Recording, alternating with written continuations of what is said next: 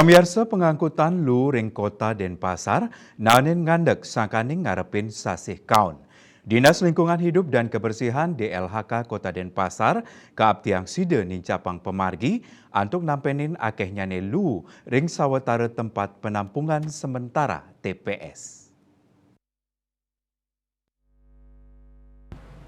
Sekda Kota Denpasar Ida Bagus Alit Wiradana ngaptiang, rin sejroning pengupaya nampenin pikobat inocap mangdani digelis kararahang pemarginyane antuk ngebet rasa deg-deg rama irike.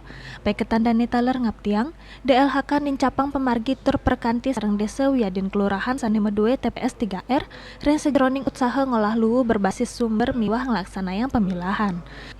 Peketan dani sampun nguduhang samian TPS keselehin mangda pengangkutan rajek memargi tur kewentenan luwu nenten numpuk miwah nyemerin margi. Kadis DLHK Kota Denpasar Ida Bagus Putra Wirabawa ngadarang amongan DLHK Kota Denpasar kantun ngutsahayang pemargi antuk nampenin nucap. Peketan dani ngaptiang kewentenan luwu rin TPS sida ketampenin becik. Luwu rumah tangga miwah sisa nu perkara kekantenang kanton akeh. Paiketan dani taler sampun nedunang alat berat miwah truk pengangkut untuk digelis nampenin kawentenan lu inucap. Bisnis Bali nguning ayang.